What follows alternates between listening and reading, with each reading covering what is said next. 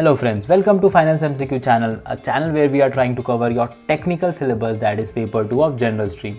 And friends, in today's video we will cover some important committees as prescribed under Companies Act 2013, which is an important part of your technical syllabus. Friends, this technical syllabus includes subjects such as costing, then commerce and accountancy, management, finance, Companies Act and economics.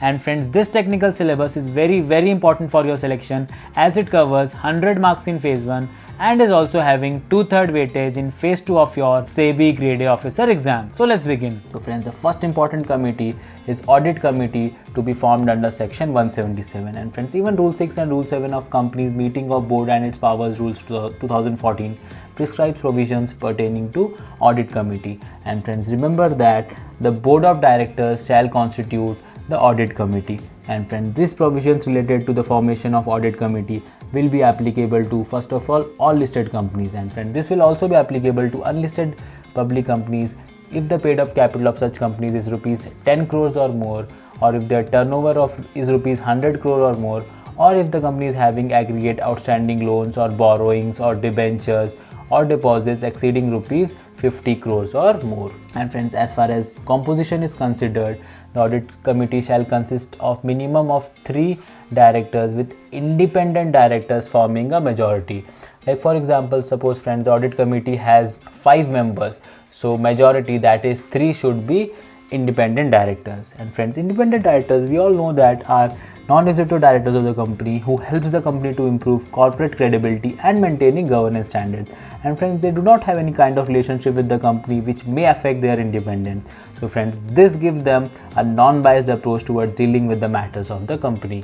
And friends, the Act further states that the majority of the members of the audit committee, including the chairperson, shall be a person with the ability to read and understand the financial statement.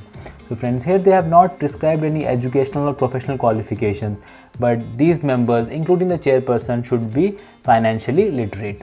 Moving on. Now friends, the board of directors must disclose in the board reports the composition of an audit committee. And friends, they will also disclose the matters where the board had not accepted any recommendation of the audit committee, along with the reasons in their board report. Moving on. Now friends, as far as functions of the audit committee is considered, the first function is they will recommend for the appointment, remuneration and terms of appointment of auditors. So friends, we all know that auditors are appointed based on the recommendation of audit committee. And friends, they will also examine the financial statements and auditor's report. Further, they will approve any subsequent modifications of transactions of the company with related parties. And friends, they will also do scrutiny of the intercorporate loans and investment. They will also value the undertaking or assets of the company. They will also evaluate the internal financial control and risk management system of the company. And friends, audit committee will also monitor the end use of funds raised through the public offers and related matters. Moving on. Now friends, the Act further provides for the constitution of vigilance mechanism for reporting genuine concerns or grievances of directors and employees.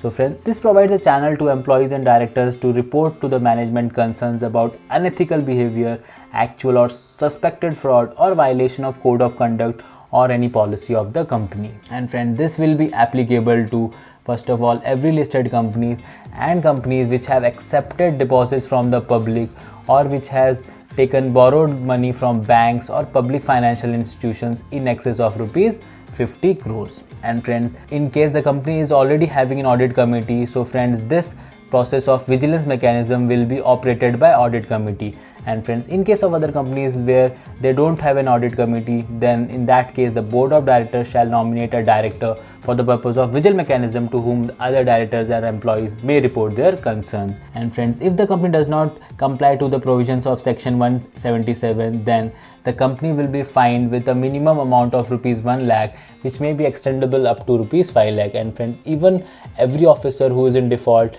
will be liable for imprisonment of 1 year or a fine of rupees 25,000, which may be extended up to rupees 1 lakh, or even both fine and imprisonment. Now friends, let's move on and study section 135, which deals with corporate social responsibility. So friends, corporate social responsibility is company's sense of responsibility towards the community and environment, be it eradicating hunger or poverty, or promoting education or rural development or slum area development, or even ensuring environmental sustainability, ecological balance, protection of flora and fauna. So the company definitely has some responsibility towards the society in which it operates.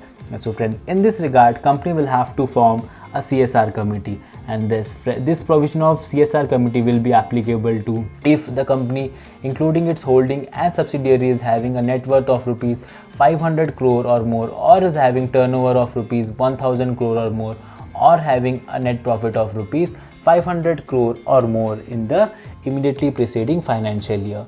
And friends, even a foreign company having its branch or office in India which fulfills the above criteria will also be liable to constitute a CSR committee. And friends, however, if the company ceases to meet the above criteria for 3 consecutive financial years, then in that case it is not required to comply with the CSR provisions till such time it meets the specified criteria. Moving on, now friends, as far as composition is considered, the CSR committee will comprise of 3 or more directors, out of which at least 1 director shall be an independent director.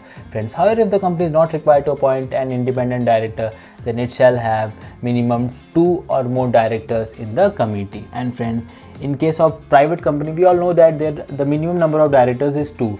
So friends, if the private company is operating only with 2 directors, so in that case both the directors will constitute the CSR committee. And friends, even in case of foreign companies, minimum 2 persons are required to constitute the CSR committee, out of which 1 person shall be nominated by the foreign company, while the other person will be the authorized person who is resident in India.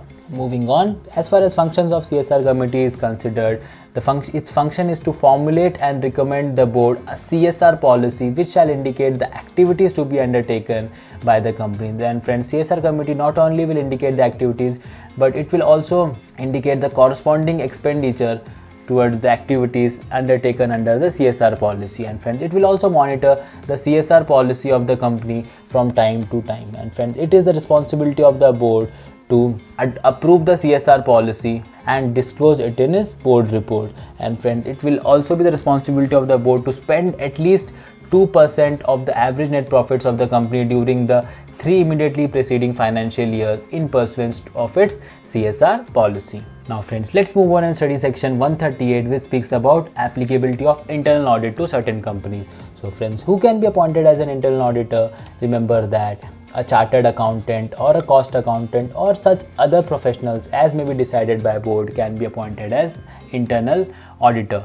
And friends, these provisions of internal audit will be applicable always to listed companies.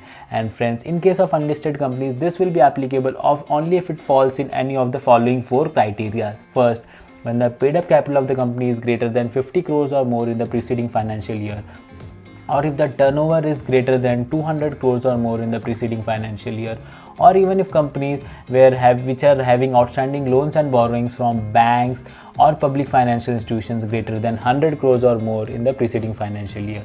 Further friends, if the company is having outstanding deposits of greater than 25 crores or more in the preceding financial year, even in that case these provisions related to internal audit will be applicable. And friends, in case of private companies, the provisions related to internal audit will be applicable only if it falls in these 2 criteria. First is when the turnover of the company is greater than 200 crores or more in the preceding financial year, or if it has outstanding loans and borrowings from banks or public financial institution amounting to rupees 100 crore or more in the preceding financial year. So friends, make a note of this friends, this is very important for your exams. Now friends, let's move on and study section 178, which speaks about the formation of nomination and remuneration committee. So friends, as far as applicability is considered, it will be applicable to every listed public companies. And for the following class of public companies where the paid up capital is greater than 10 crores, or if the turnover is greater than 100 crores, or if the company has outstanding loans, debentures and deposits greater than 100 crores or more. And friends, as far as composition is considered, nomination and remuneration committee will be composed of 3 or more non-executive directors, out of which not less than 1/2 shall be independent directors. So friends, a non-executive director is a members of the company board, but it is not the part of the executive team. That means he is not engaged in day-to-day management of the company, but he is involved in the policy making and planning exercises of the company. Moving on, friends, the chairperson of the company may be appointed as a member of the committee but will never chair such committee. So friends, that means the chairperson of the company will be a part of the nomination remuneration committee. So friends, moving on, as far as functions of the committee is considered, it will guide the board in relation to the appointment and removal of directors. Friends, it will also formulate the criteria for determining qualifications, positive attributes and independence of a director. And friends, it will also formulate the criteria for evaluation of board of directors, including the independent directors. Further, friends, it will recommend the board on remuneration payable to the directors, key managerial personnel and senior management personnel. And friends, it will attempt to retain, motivate and promote talent, and it will ensure there is a long-term sustainability of talented managerial persons, and it will attempt to create competitive advantage. Friends, it will further assist the board in fulfilling all related responsibilities relating to remuneration. Now friends, let's move on and study the provisions related to stakeholder relationship committee as given under section 178 subsection 5 of the Companies Act 2013.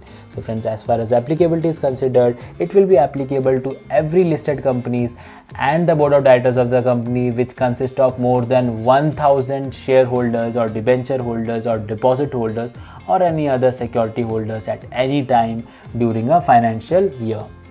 And friends, as far as composition is considered, the chairperson of the committee will be a non-executive directors and will have such other members as may be decided by board. And friends, as far as the provisions relating to meeting is considered, friends, the stakeholder relationship committee will meet at least once in a year, and the chairperson or in absence of him, any member of the committee will be authorized to attend the general meetings of the company.